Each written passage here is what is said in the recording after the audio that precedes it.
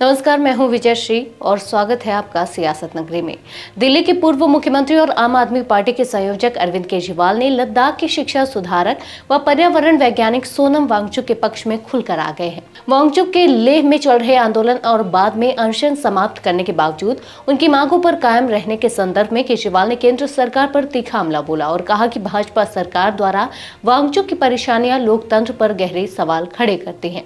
केजरीवाल ने पत्रकारों से कहा कि लद्दाख के लोग किसी विशेषाधिकार की नहीं बल्कि संवैधानिक अधिकार, वोट और अपनी सरकार चुनने का अधिकार मांग रहे हैं। उन्होंने आरोप लगाया कि मोदी सरकार वादे के बावजूद इन मांगों को अनसुना कर रही है और केंद्र शासित प्रदेश बनाकर जनता के अधिकारों को सीमित करने की राजनीति कर रही है। केजरीवाल ने कहा, यदि आज लद्दाख की आवाज दबा दी गई तो कल यह पूरे देश की आवाज बन जाएगी।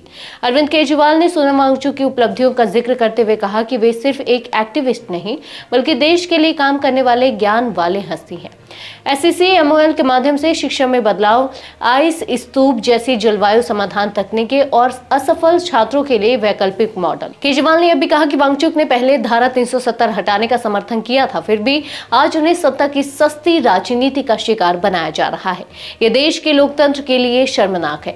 केजरीवाल ने नागरिकों से अपील की कि वे लद्दाख के साथ खड़े हों, क्योंकि यह लड़ाई केवल स्थानीय नहीं बल्कि संवैधानिक अधिकारों और लोकतंत्र की रक्षा की लड़ाई है। उनके अनुसार लोकतंत्र तभी जीवित रहेगा जब हर भारतीय ऐसी मांगों पर आवाज उठाएगा और संवैधानिक अधिकारों के लिए संवेदनशील रहेगा। राजनीतिक स्तर पर यह बयान भविष्य में सियासी बहसों को और तेज कर सकता है, खासकर तब जब केंद्र और विपक्ष दोनों ही लद्दाख के मसले को राष्ट्रवादी और संवैधानिक दायरे में खींच रहे हैं। आज के लिए बस इतना ही। अगर आपके इलाके में कोई राजनीतिक लापरवाही, भ्रष्टाचार या जनहित से जुड़ी समस्या है तो आप चुप मत रहिए, अपनी शिकायत हमें भेजिए। सियासत नगरी आपकी आवाज को मंच देगा और जवाबदेही तय करेगा, क्योंकि अब हर सवाल होगा सीधा सत्ता से।